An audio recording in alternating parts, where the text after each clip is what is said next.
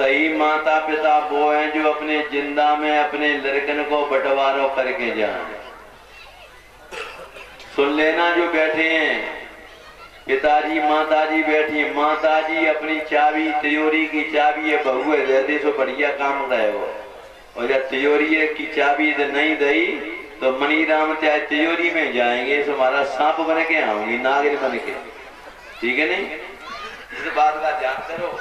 इसलिए धन से आसक्ति छोड़ो, अपने बेटाओं को अपने सामने राज दे करके परमात्मा के नाम पर निर्द्वंद होकर के रोजी रोटी तो तुमको मिल ही जाएगी ना, रोटी लगोटी। इसलिए क्यों चापे फिरते हो अपने शरीर में? माला प्रिय व्रत ने ऐसा ही किया। अब क्या कहते हैं, आहो अहो मया असाधु चरितम, मैं अपनी पत्नी का कीड़ा में बना हुआ। उन्होंने पुत्रों को राज दे करके रानी को छोड़ करके भगवान के मार्ग के लिए पुनः अवलंबन किया।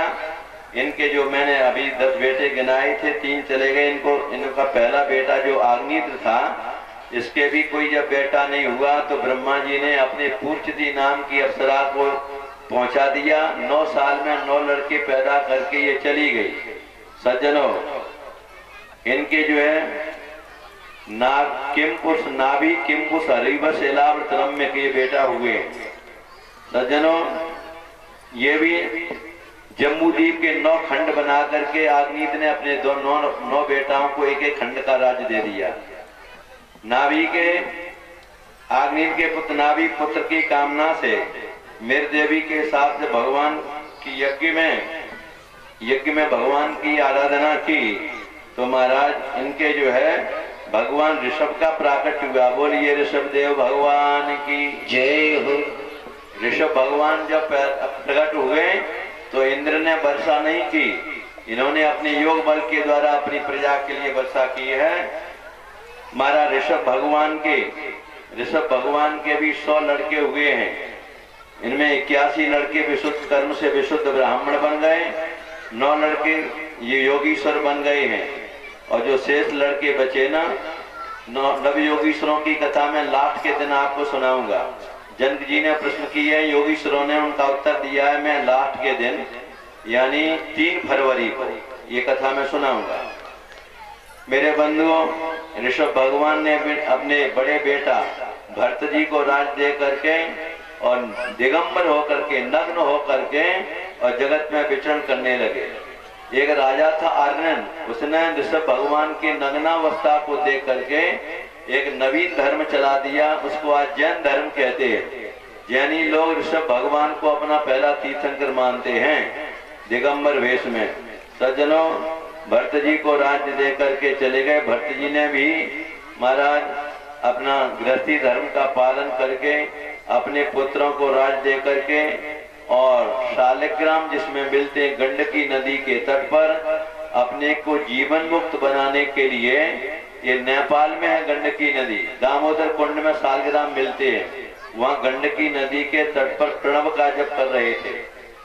मेरे बंधुओं ध्यान से सुनना, कोई भी व्यक्ति अकेले प्रणव का जप करेगा तो खाकपति हो जाएगा गृहस्थ, अकेले प्रणव का। यदि प्रणव में भगवान का नाम नहीं लगाया, नमे नहीं लगाया, तो मंत्र में विस्फोट होगा, तुम्हारी घर की धन दौलत सब चली जाएगी। ये मंत्र विज्ञान की बात बता रहा हूं मैं आपको।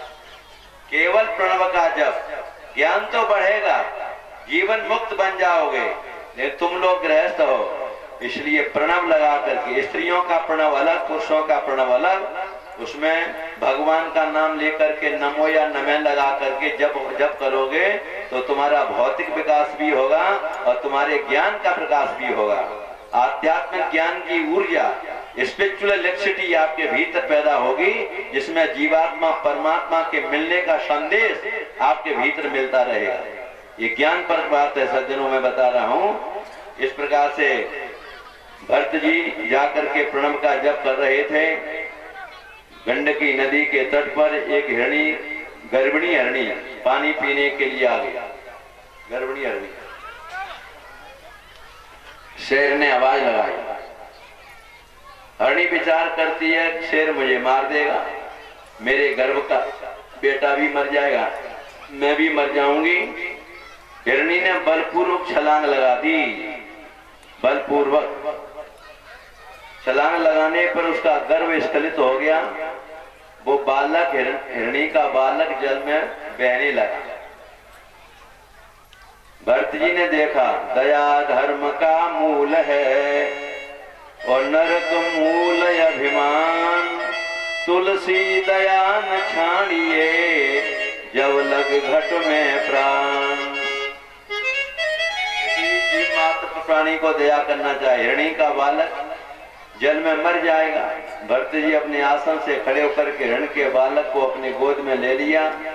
देखो दया करना तो अच्छी बात है, जिस व्यक्ति के ऊपर दया कर रहे हो बहुत अच्छी बात है, लेकिन दया करने वाले व्यक्ति में तुम्हारा मोह फंस गया, कहीं उसमें मोह के बंधन में पड़ गए तो दया बंधन का कारण बन जाएगी। भरत जी ने बालक को बचाया जरूर, लेकिन उसमें प्रेम बढ़ गया उनका। गोद में खिलाते हैं, पूजा को फूल लेने जाते हैं, गोद में ले जाते हैं। अब तो 100 माला होती थी, 50 ही रह गई, फिर 10 ही रहेगी। अब तो मृग के बच्चे में आसक्ति बढ़ गई उनकी। आसक्ति बंधन देने वाली है।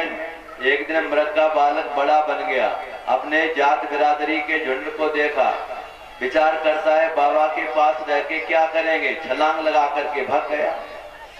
अब भरत जी ने आके जब मृग का बालक नहीं मिला तो पागलों की तरह रोने लगे। मेरा बेट, एक देखो इसके खुल के चिन्ह कितने बढ़िया हैं। वृक्षों से पूछते हैं। भरत जी का अंतिम समय आ गया। अंतिम क्षणों में मृग के बच्चे में ध्यान करके उनके प्राण निकल गए। जीवात्मा यम यम स्मरण भाव त्यजन्ते अन्ते कलेवरम। अंतिम क्षणों में तुम्हारे सिनेमा जैसी रील निकलती है मरने के समय पर, या तुमने बढ़िया कैसेट भर ली होगी भजन की, पूजन की, भगवान की तपस्या की, तो कैसेट खुलेगी, भगवान की छवि तुम्हारे अंतिम क्षणों में आएगी। और तुमने कहीं अशुभ ली, अशुभ कैसेट।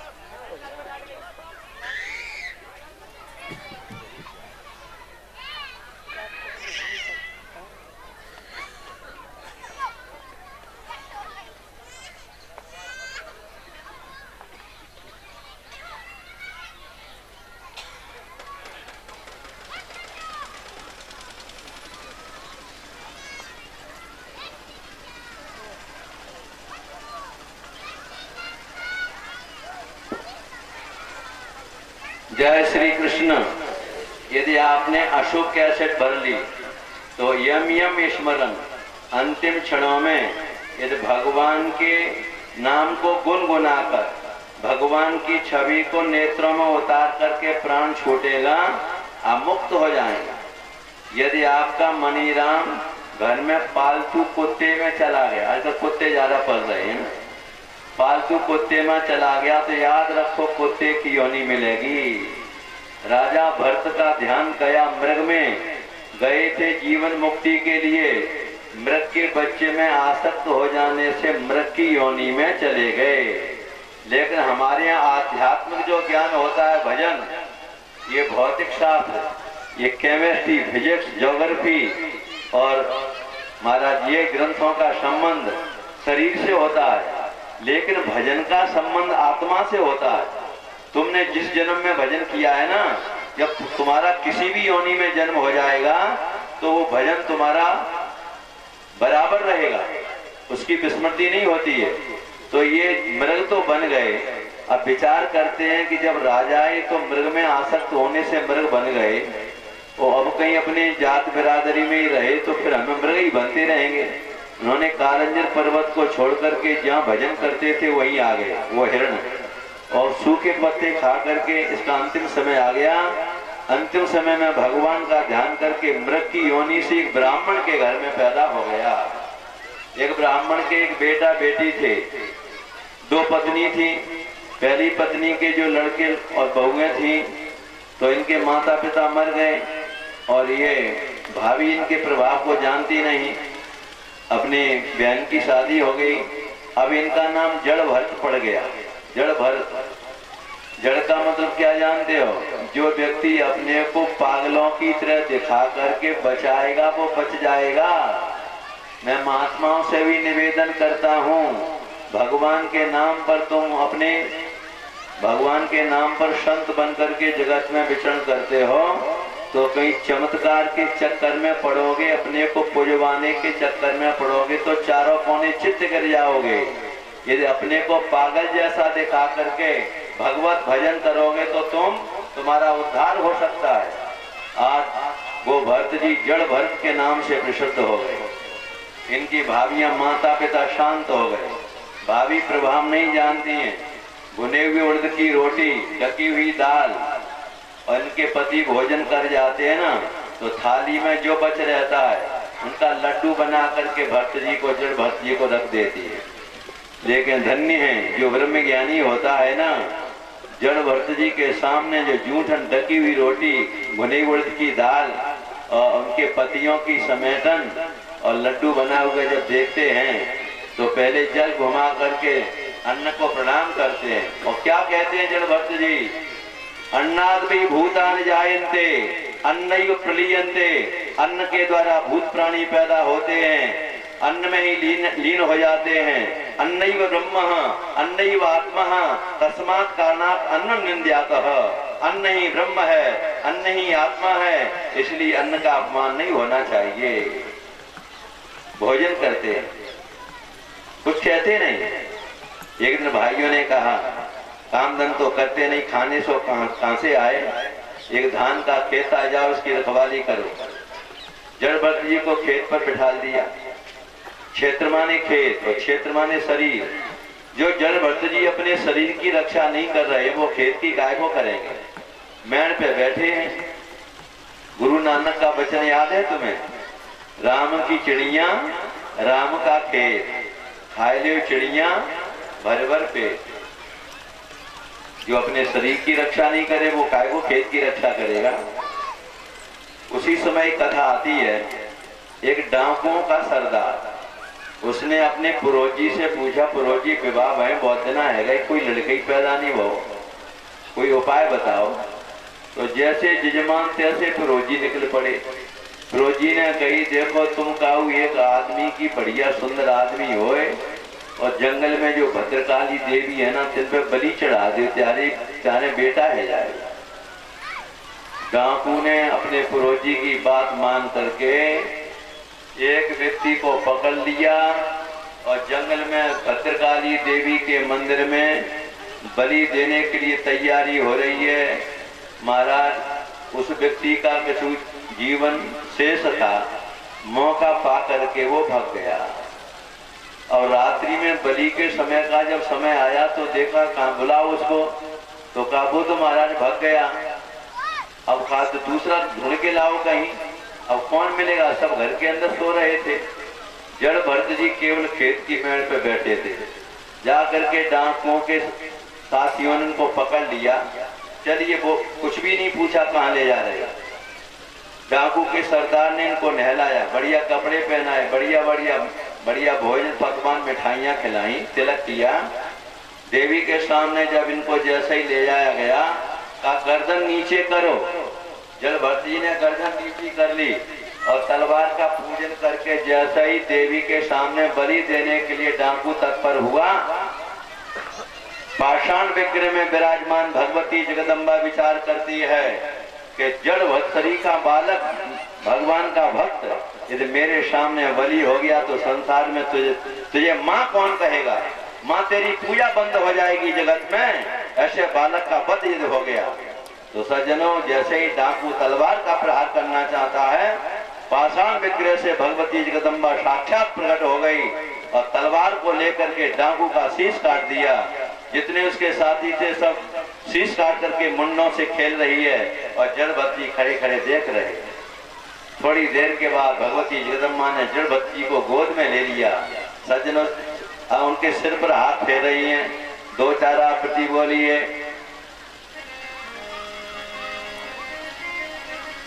माता ने याद किया है हमें, माता ने याद किया है हमें, हम दर्शन करने जाएंगे। माता ने याद किया मुझको, मैं दर्शन करने आऊंगा। आँखियाँ हम उनकी प्यास बुझाएंगे। जन्मों से तड़प रही आँखियाँ हम उनकी प्यास बुझाएंगे। बड़ा सुंदर ही वो मिलन होगा, बड़ा सुंदर ही वो मिलन होगा। जीवन का सुनहरी क्षण होगा, जीवन का सुनहरी क्षण होगा। जब लिपट के माँ के चरणों से, जब लिपट के माँ के चरणों से जीवन का हाल सुनाएंगे। जब लिपट के माँ के चरणों से जीवन का हाल सुनाएंगे। माता ने याद किया है हमें, हम दर्शन करने जाएंगे।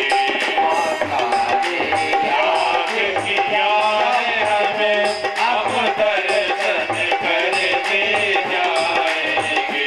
बोलिए दुर्गे महारानी की सज्जनों। अंतर ध्यान हो जाती है, जड़ भक्ति चलती है। उस समय पर सिंध सौवी देश का राजा रघुगण और कपिल भगवान के आश्रम पर ज्ञान के लिए जा रहा था। एक कार थक गया, देखा कोई मिल जाए तो जड़ भक्ति जी को पालकी में लगा लिया। ये तो जीव जंतुओं को देख के चलते हैं ना, तो पालकी को ढोते हैं, जब जीव आ जाता है तो छलांग लगा देते, पालकी में दर्शका लगने लगे। राजा ने कहा, बोढ़ा तुम ठीक क्यों नहीं चलते हो, पालकी में विषम गति क्यों होती है? तो बोढ़ार कहते हैं, पालकी ढोने वाले महाराज ये नया नया व्यक्ति लगाया है, इसकी वजह से आपको हमें दोष दिखाई दे रहा है। तो उसी समय राजा ने जड़ भक्ति जी पालकी को उठा रहे थे, एक ही सांस में न जाने कितनी बात कह दी, बड़े मोटे ताजे हो गए हो, रास्ते में ठीक नहीं चलते हो और हम तुमको यमराज के घर का मेहमान बना देंगे। जड़ भक्ति जी विचार करते हैं, जीवन में कभी नहीं बोले, विचार करते हैं कि राजा का वजन मेरे कंधे पर है, इसलिए आज मुझे बोलना पड़ेगा।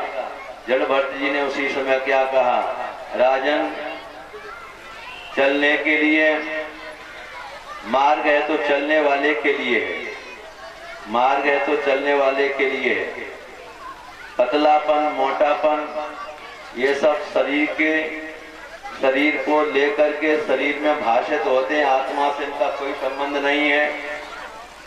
तुम अपने को राजा मानते हो, मुझे सेवक मानते हो, ये केवल व्यवहार की बात है। ज्ञान की दृष्टि से देखा जाए, किसे राजा कहें किसे प्रजा कहें, फिर भी तुमको अपने राजा पने का अभिमान है, तो बोलो हम तुम्हारी क्या सेवा करें।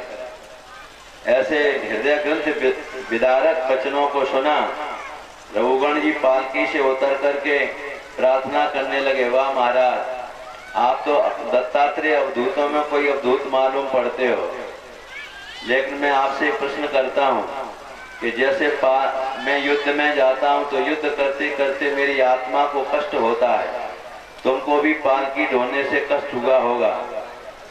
एक उदाहरण दिया, जैसे बटलोई अग्नि पर चढ़ी है,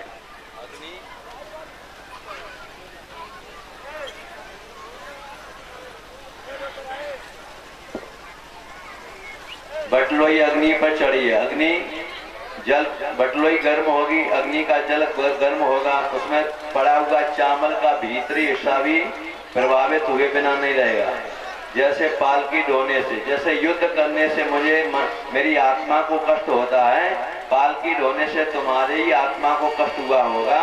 तो जड़ भट्ट जी कहते अकोविद कोविद बात वादा, तुम पंडितों जैसी बातें करते हो, जानते कुछ नहीं हो। तुम जो है ये मन के धर्म है, आत्मा से इनका कोई संबंध नहीं है।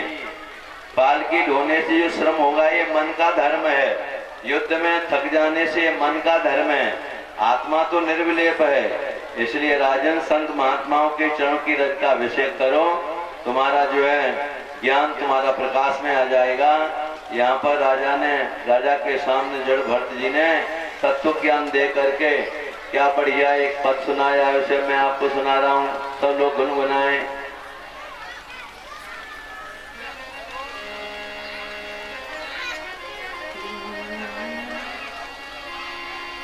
जी कहने लगे राजन, जिन्होंने तैरना, जिन्होंने तैरना सीखा, वही बस पार होते हैं। जिन्होंने तैरना सीखा वही सब पार होते हैं। अनाड़ी मोह सागर से नहीं उद्धार होते हैं। अनाड़ी मोह सागर से नहीं उद्धार होते हैं। सकल व्यवहार जिन जाना, न अपने आप को जाना। सकल व्यवहार जिन जाना, न अपने आप को जाना।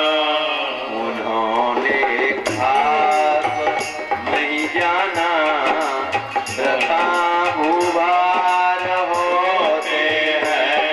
उन्होंने खास नहीं जाना, प्रथा भूभार होते हैं। आगे कहा, विषय चूने के गोले को जो खाते हैं समझ पेड़ा। विषय चूने के गोले को जो खाते हैं समझ पेड़ा। वही खबरों माने माँ के घर में आना, जन्मना, मरना। वही भवरोग में ग्रस्त कर सदा बीमार होते हैं। वही खबरों में ग्रस्त कर सदा बीमार होते हैं। जिन्होंने तैरना सीखा वही बस पार होते हैं। नहीं पुरुषार्थ जिनकी ना रहे प्रारब्ध के बल पर। नहीं पुरुषार्थ जिनकी ना रहे प्रारब्ध के बल पर। वही बस आल सी संसार में बेकार होते हैं। वही बदनाम की संसार में भी पार होते हैं। अंतिम लाइन में क्या है?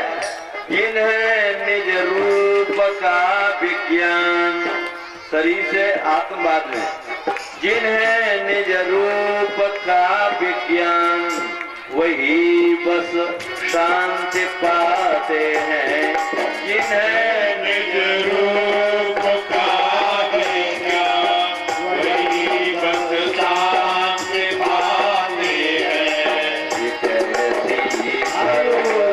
भूतों के ऐसे ही महापुरुष, ऐसे ही गुरुजन लोग, ये ऐसे ही सर्व भूतों के गले का हार हो रहे हैं।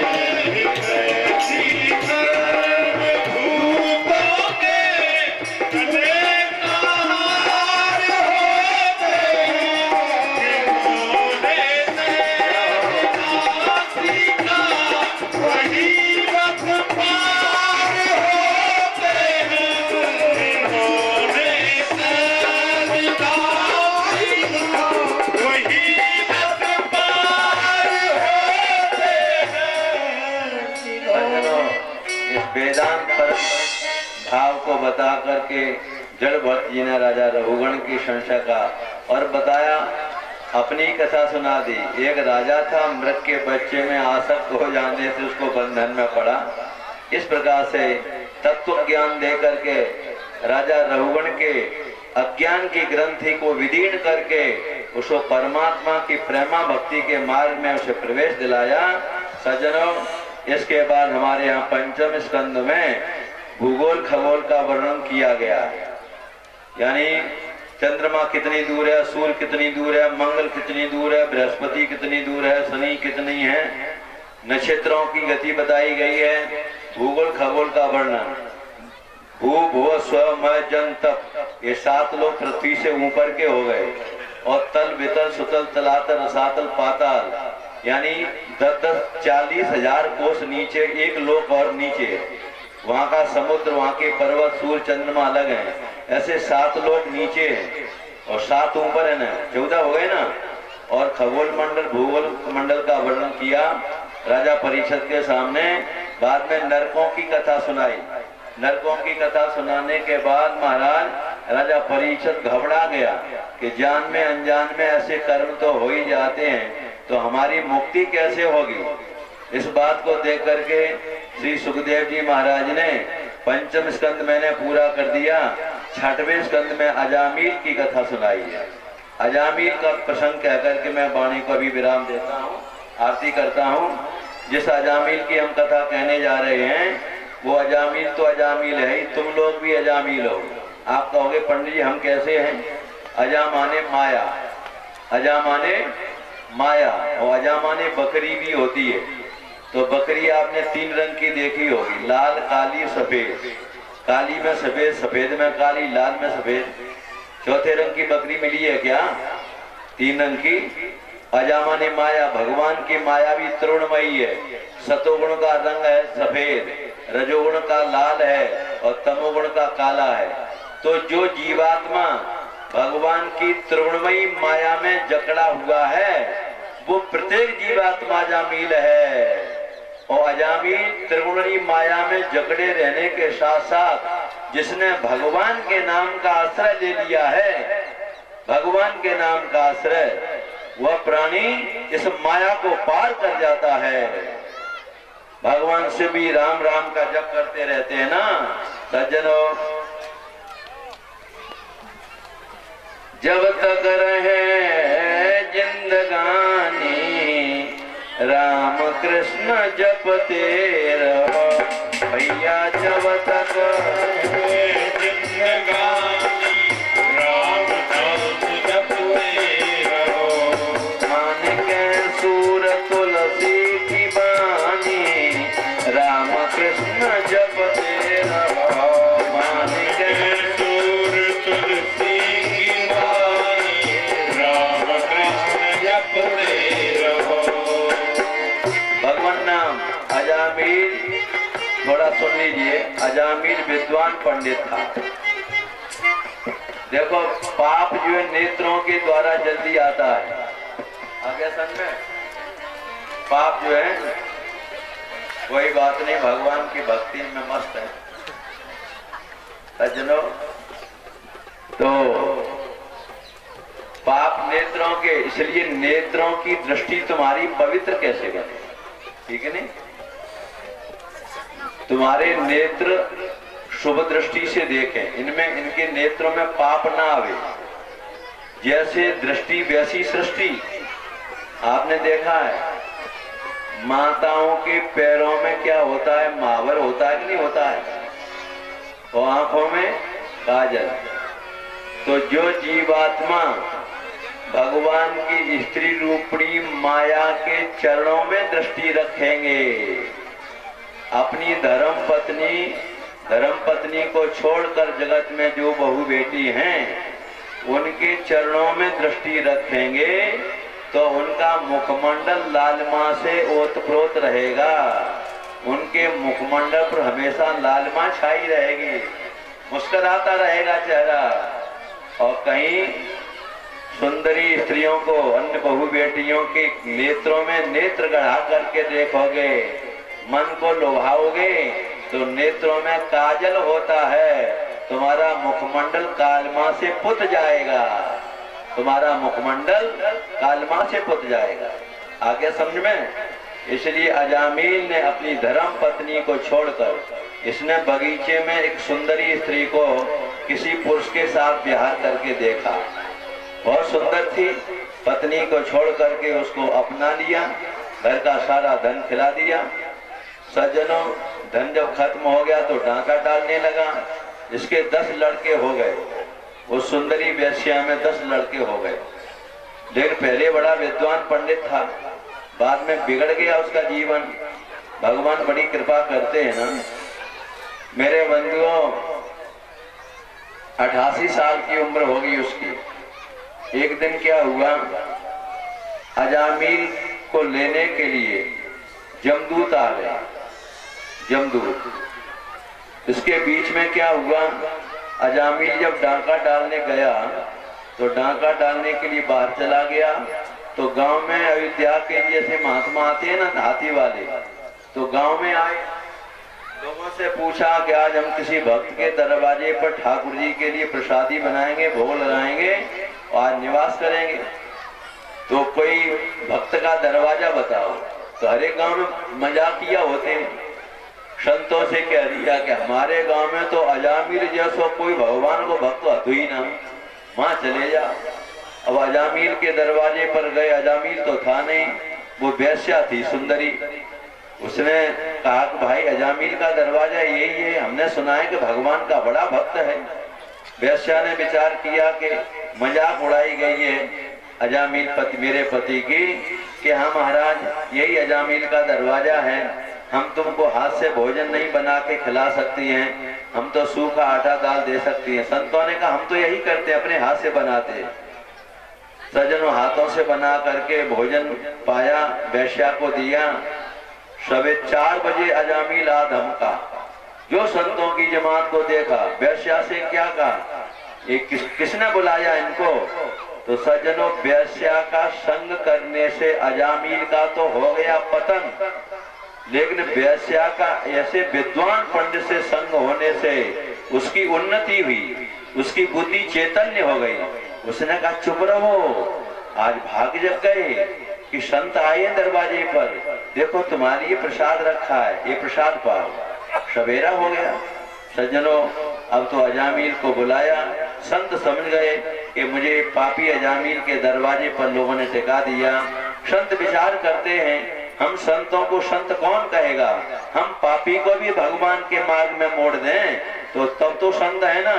अजामिल को वैश्य आ गई, 10 लड़के आ गए। संतों ने पूछा इन बच्चों के नाम बताओ। नाम बता दिया, रिंकी पिंकी टिंकी। आजकल यही नाम तुम भी रखते हो ना। छोटे बच्चे का नाम क्या है? सजन छोटे बच्चे का तो कहा कि इसका नाम महाराज अभी रखा नहीं, तो कहा इसका नाम हम रखते हैं, संत कहते हैं। तो अजामिल आप क्यों रखोगे? जब 9 लड़कों के नाम हमने रखे, छोटा बेटा कहेगा पिताजी ने हमारा नाम ही नहीं रखा। तो वैसा कहती चुप रहिए, आपने नाम रख दिए रिंकू पिंकू, अब संतों की कृपा से एक नाम बढ़िया मिल जाएगा तो तुम्हारा कल्याण हो जाएगा। संतों ने कहा हमारे तरफ से तुम्हारे छोटे बेटे का नाम नारायण है। नारायण, भगवान शब्द का अपना बड़ा प्रभाव होता है ना। बीज को खेत में डालो, चाहे जानबूझ के डालो चाहे बिना जाने डालो, उसका जरूर फल वो तो जब समय आने पर उगेगा ना। भाव को भाव अनक आदसऊ और नाम जपत मंगल दिश दसऊ। सज्जनों, अजामिल के छोटे बच्चे का नाम नारायण रख करके संत लोग चले गए। आप लोगों ने देखा होगा छोटे बच्चे में दुलार प्यार माता पिता का ज्यादा होता है। 88 साल की उम्र हो गई, यो विद्वान पंडित वेद पाठी सुंदरी वेश्या के चंगुल में पड़ गया ना, तो मृत्यु हो गई। और इसको जमदूत लेने के लिए आते हैं। जमदूत, अब जमदूतों के भयंकर रूप को देख करके अजामिल कहता है नारायण नारायण दौड़ के आओ। अरे नारायण क्या बहरे हो गए हो? देखो हम तुमको साथ लेटाते थे, साथ भोजन कराते थे, साथ साथ नहलाते थे, बाजार में साथ ले जाते थे। क्या नारायण तुमको हमारी आवाज सुनाई नहीं पड़ रही है? नारायण नारायण दौड़ के आओ, मेरी रक्षा करो नारायण नारायण नारायण। सज्जनों, शब्द ब्रह्मम महद ब्रह्मम, मैं वाणी से जो बोल रहा हूँ ना, मेरे बोलते बोलते मेरी वाणी का ये शब्द अनंत ब्रह्मांड में 2.5 राउंड लगा रहा है। This the scientific reason. This is the scientific reason. विज्ञान वालों ने सिद्ध किया है कि वाणी का निकला हुआ शब्द अनंत ब्रह्मांडों में निकलते निकलते 2.5 राउंड लगाता है, और जब तक ये जगत रहेगा तब तक मेरी वाणी का निकला हुआ शब्द जगत में व्याप्त रहेगा। तभी तो किसी को माँ बहन की गाली नहीं देना चाहिए। बेचारी माँ बहन तो घर में बैठी है, लड़ाई तुमको डायरेक्ट हो रही है, तो माँ बहन का मुंह शाप भी लग जाता है। इसलिए आपने किसी को गाली दी, गाली जिसको दी उसने सुन लिया, तुम्हारी गाली के वो अक्षर शब्द अनंत ब्रह्मांड में गूंज गए, और जब तक ये जगत रहेगा तब तक तुम्हारी गाली के शब्द अक्षर गूंजते रहेंगे। न जाने कब वो अक्षर तुम्हारी वाणी के निकले हुए, उसका तो कुछ नहीं बिगड़ेगा जिसको गाली दी गई है, वो अक्षर तुम्हारी वाणी से निकले हैं, वही अक्षर किसी दिन तुम्हारे पिंडात्मक प्रदेश में तुम्हारे शरीर में प्रवेश करके और तुम्हारे भीतर रिएक्शन पैदा कर देंगे, विप्लव पैदा कर देंगे। वो गाली के अक्षर तुम्हारे लिए दुखदाई बन जाएंगे। इसलिए सज्जनों, कबीरदास जी ने क्या लिखा, घूंघट के पट खोल रही तो पिया मिलेंगे, घट घट रमता राम रमैया, कटुक वचन मत बोल रहे तो पिया मिलेंगे। तो नारायण नारायण पुकार रहा है भगवान के लोक में। वो शब्द ब्रह्मन भगवत धाम में गया, नारायण ने कहा अंतिम क्षणों में मेरा नाम लेकर के कौन पुकार रहा है। भगवान के पार्षद आ गए, उधर जमराज जी के पास, दोनों में विवाद हुआ। उन्होंने कहा ये बड़ा पापी था, ब्राह्मण होकर के वैश्यागमन किया, धर्म का त्याग कर दिया। कहा इसने अंतिम क्षणों में भगवान का नारायण का नाम लिया है, भगवत धाम का अधिकारी है। भगवान के पास निर्णय गया, तो निर्णय किया गया कि वेद किसकी वाणी से निकला है, भगवान की वाणी से निकला है कि नहीं निकला है। जाकी सहज श्वास उच्चारी, भगवान की श्वास से ही वेदों की उत्पत्ति होती है। अच्छा, वेदों के तात्पर्य नारायण हुए कि नहीं हुए। तो वेद वेद जन्य कर्म, वेद वेद जन्य कर्म करने पर भगवत धाम का अधिकारी होता है, और वेदों के तात्पर्य नारायण है। इसलिए नारायण परा वेदा, नारायण परा मखा, नारायण परा क्रिया, नारायण परम तपः। जब वेद के तात्पर्य नारायण है, उनका नाम अजामिल ले रहा है, तो भगवत धाम का अधिकारी होगा कि नरक में जाएगा। अजामिल ये सब बातें सुन रहा था, आदेश हो गया इसको भगवत धाम में पहुंचाया जाए। यानी पुत्र की आसक्ति पर जानबूझ करके भगवान का नाम लोगे तो तुम्हारा कल्याण हो ही गया। पुत्र की आसक्ति पर नाम के लेने से शब्द ब्रह्म का वो प्रभाव पड़ा कि भगवत धाम का अधिकारी अजामिल को बना दिया गया। अजामिल के प्राण वापस लौट आए, कभी कभी प्राण वापस आ जाते। अजामिल ने सारी संवाद को सुन लिया, उसने कहा ओहो गजब हो गया, अरे राम राम। अजामिल के प्राण वापस लौटे, सुंदरी वैश्या के चरणों में उसने मस्तक झुकाया, देवी मुझे क्षमा करना। वही अजामिल गंगा द्वार हरिद्वार में जाकर के 12 साल तक उसने अखंड भगवान का नाम संकीर्तन और भगवान नाम का जाप किया है। सज्जनों, ऐसे पापी अजामिल का उद्धार भगवान नाम से हो जाता है। नहीं कल कर्मन धर्म विवेकु और राम नाम अवलंबन एकु, कलयुग केवल नाम आधारा और सुमिर सुमिर नर उतरे पारा। सज्जनों, कलयुग जोग जग की नहीं ज्ञाना, एक आधार राम गुण गाना। ये शरीर ही तुम्हारा हवन कुंड है, और गुरु का मंत्र भगवान का नाम आहुति है। रोजाना नाम जप करो, गुरु मंत्र का जाप करो। सज्जनों, तुम्हारा नित्य यज्ञ हो रहा है, और भगवान नाम में वो शक्ति है। सज्जनों, एकोपि कृष्ण सतत प्रणाम, दशाश्वमेधेन बभृतेन तुल्य, दशाश्वमेधी पुनरेत जन्म, कृष्ण प्रणामी न पुनर्भवाय। एक वीर भगवान का नाम लेने पर 10 अश्वमेध यज्ञ का फल मिलता है। 10 अश्वमेध यज्ञ करने वाला राजा माँ के गर्भ में आएगा, लेकिन एक बार भगवान के प्रति समर्पित भाव से भगवान का नाम लेता है, उसका गर्भवास छूट जाता है। बोलिए भक्त और भगवान की। इस प्रकार से सज्जनों, अजामिल का उपाख्यान कह करके भगवान नाम की महिमा का परिषद के सामने वर्णन किया है। ठीक है, समय हो गया, अब वाणी को विराम देते हैं और आरती के लिए आप खड़े हो जाइए, ठीक है नहीं। और कल जो है भगवान श्री कृष्ण का जन्म का जो भंडारा है साधु सिंह तोमर की तरफ से है। सभी श्रोता भंडारा पाकर ही जाएं, कोई बिना भंडारे के नहीं जाए। और देखिए कल का बाल भोग, कल का जो बाल भोग है राम सनई उर्फ कोकी सिंह की तरफ से है। कल जो बाल भोग होगा सभी के लिए राम सनई उर्फ कोकी सिंह की तरफ से है। और कल शाम का जो भंडारा है केशव सिंह तोमर, जो राम प्रकाश सिंह तोमर के लड़के हैं, केशव सिंह तोमर जो ग्वालियर रहते हैं, केशव सिंह की तरफ से है कल शाम का भंडारा। जय श्री राधे।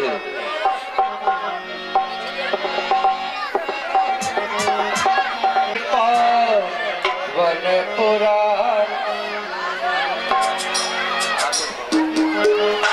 भागवत भगवान की है आरती, पापियों को पाछे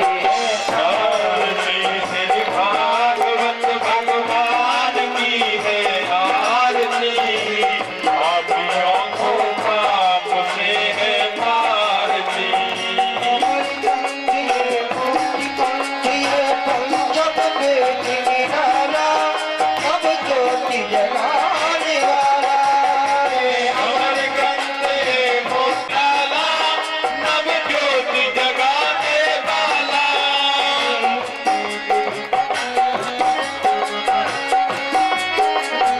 बाला तब ज्योति जगाने वाला। ये अमर कंदे मुक्ति पंथ ये पंचम वेद निराला, नव ज्योति जगाने वाला। हर ध्यान यही हरियाण यही, हर ध्यान यही हर नाम यही, हर ध्यान यही हरियाण यही, हर नाम यही हर ध्यान यही। जग के मंगल की हर पापियों को पाप से तारती। श्री भागवत भगवान की है आरती, पापियों को पाप से है तारती। शांति गीत पावन पुनीत पापों को मिटाने वाला, हम ज्योति जगाने वाला। शांत गीत पावन पुनीत पापों को मिटाने वाला, हरि दर्द कराने वाला। ये शांति गीत पावन पुनीत पापों को मिटाने वाला, हरि दर्द कराने वाला। शांत गीत पावन पुनीत पापों को मिटाने वाला, हरि दर्द कराने वाला। ये सुख करनी ये दुख हरनी, ये सुख हरणी ये दुख हरणी, ये दुख करनी ये दुख हरनी। ये सुख हरणी ये दुख हरणी। के मैदान की आरती, हरे को पाप से है तारती। श्री भागवत भगवान की आरती, पापियों को पाप से है तारती। ये मधुर बोल जब मुख खोल सन्मार्ग दिखाने वाला, बिजली को बनाने वाला। मधुर बोल सन्मार्ग खोल सन्मार्ग बताने वाला, बिगड़ी को बनाने वाला। ये मधुर बोल जब मुख खोल सन्मार्ग बनाने वाला, बिजली को बनाने वाला। हे मधुर बोल सन्मार्ग खोल सन्मार्ग बताने वाला, बिगड़ी को बनाने वाला।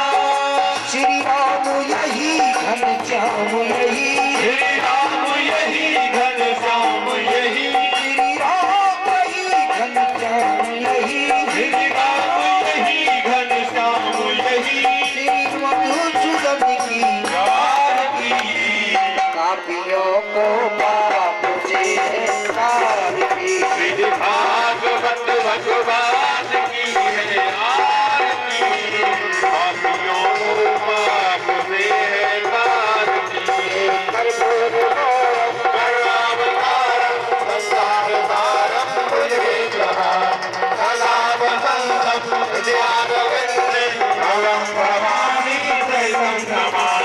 त्वमेव मातां प्रविधां त्वमेव त्वमेव बन्धो सदा त्वमेव त्वमेव वेद्या करुणं त्वमेव त्वमेव सर्वं त्वमेव देव गुरुर्ब्रह्मा गुरुर्विष्णुः गुरुर्देवो महेश्वरः गुरुर्साक्षात् परब्रह्म तस्मै श्री गुरवे नमः तस्मै श्री गुरवे नमः भागवत भगवान की आरती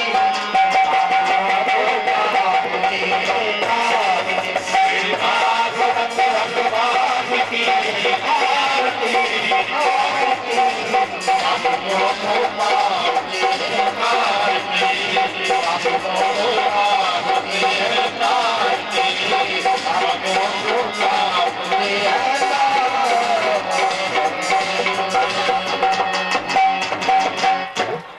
सिर आधे थाली नीचे रख दीजिए। हरे ओम ओम आपा शिवा शिवतमा शास्त्रे गणवन्तु हे अजम्बा शांति शांति शांतिर्भवतु जलेन शीतलीकरणं मंत्र पुष्पांजलि। सभी लोग अपने हाथ में पुष्प लेकर के भागवत जी का ध्यान करें। जिनके हाथ में पुष्प नहीं आ पाए हो तो बढ़िया मन से गुलाब का फूल रख लो। एक मानसिक पूजा होती है तो उसमें बढ़िया तरीके से कोई सामान नहीं लगता है, पूजा हो जाती है। ऐसे मन से बढ़िया गुलाब का फूल रख लो, भागवत जी पर समर्पित करिए। हरे ओम जलेन जयमय जन्त देवास्तानि धर्माणि प्रथमान्यासन्नः तेहनाकं महिमानः सचन्त यत्र पूर्वे साध्यः सन्ति देवाः। ओम राजाधिराजाय प्रसय्यसायिने नमो वयं वै श्रवणाय कुर्महे समे कामान् कामकामाय मह्यं कामेश्वरो वै श्रवणो ददातु कुबेराय वै श्रवणाय महाराजाय नमः। ओम स्वस्थ साम्राज्यं भोज्यं स्वराज्यं वैराज्यं भारवेष्ट्यं राज्यं महाराजमाधिपत्यमयं समन्तवर्यायै स्यात् सार्वभौमः सर्वायुगान्तार्धात् परार्धात् प्रतुक्कै समन्तपर्यन्ताय एकराडति श्लोको गीतो मर्तः परमेष्टारो मर्तस्यावसङ्ग्रहे आदिच्छितस्य कामप्रे विश्वे देवा सभासदैते। ओम विश्वतश्चोरोत विश्वतो मुखो विश्वतो बाहुरुत विश्वतस्पाता संबाहुभ्यां धमति सम्पतते भूमि जनयन् देव एकः वक्रतुण्ड महाकाय कोटिसूर्यसमप्रभा निर्विघ्नं कुरु मे देव सर्वकार्येषु सर्वदा सर्वमङ्गलमाङ्गल्ये शिवे सर्वार्थसाधिके शरण्ये त्र्यम्बके गौरी नारायणी नमोस्तुते। रामाय रामभद्राय रामचन्द्राय वेदसे रघुनाथाय नाथाय सीताय पतये नमः। मृत्युञ्जय महादेव त्राहि मां शरणागतिं जन्ममृत्युजराव्याधि पीडितं कर्मबन्धनै। कृष्णाय वासुदेवाय हरे परमात्मने प्रणतक्लेशनाशाय गोविन्दाय नमो नमः। विश्वेशं माधवं दुण्डीं दण्डपाणिं च भैरवं वन्दे काशी गुहां गङ्गां भवानी मणिकर्णिकां। मनोजवं मारुततुल्यवेगं जितेन्द्रियं बुद्धिमतां वरिष्ठं वातात्मजं वानरयूथमुख्यं श्रीरामदूतं शरणं प्रपद्ये। श्रीराम भक्तं शरणं प्रपद्ये।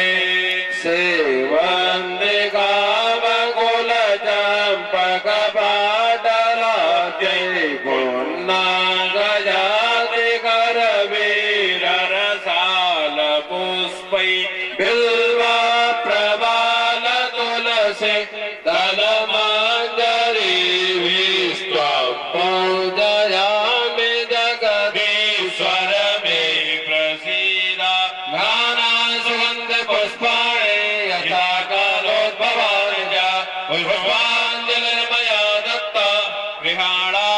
परमेश्वर सांगाय सपरिवाराय सायुधाय सशक्तिकाय सवाहनाय मंडप देवता सहिताय मंडल देवता सहिताय श्रीमद् भागवत पुराण पुरुषो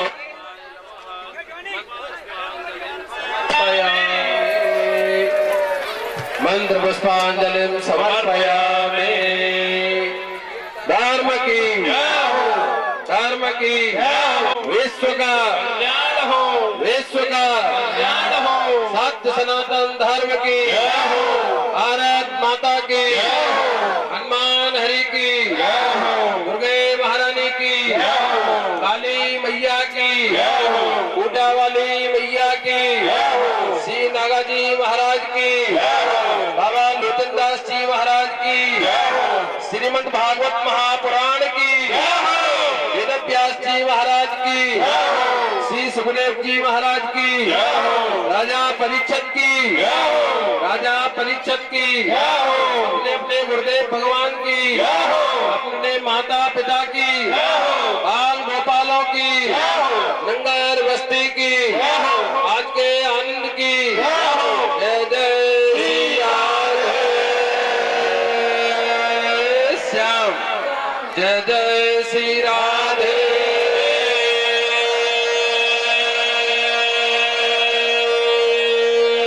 श्याम।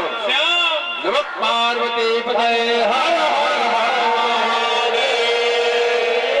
नहीं रहे संकट, नहीं रहे भय, सिर गुरु चरण कमल की जय। बोलो गुरुदेव भगवान की जय। हाँ देखिए, कल हमारे यहाँ लाला का जन्म है।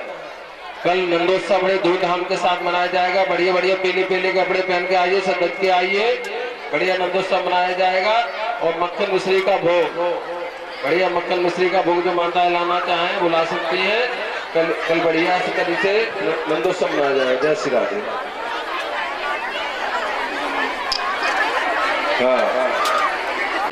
और संत कुमार सिंह की तरफ से कल जो शाम का भंडारा है, जो शांति देवी के लड़के हैं केशव सिंह तोमर और संत कुमार सिंह तोमर की तरफ से है। जय श्री राधे।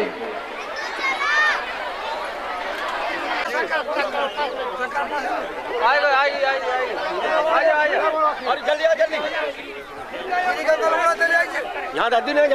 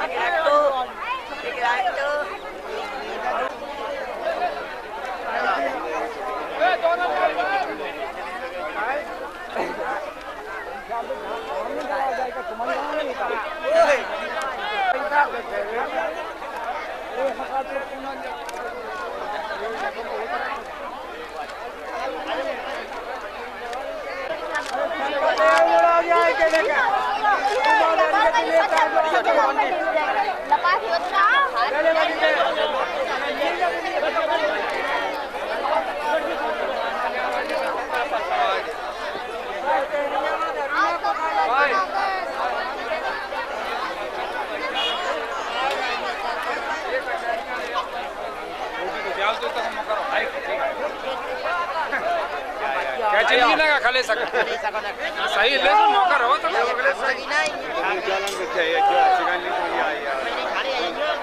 खड़े क्यों हो? मैं पूरे का वो तो मैं ना खड़े क्यों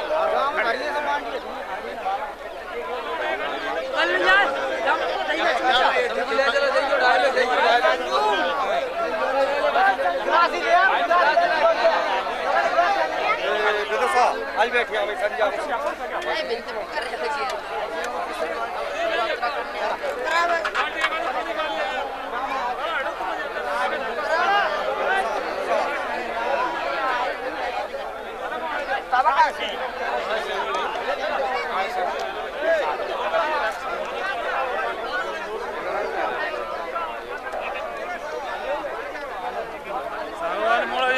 बोले भाई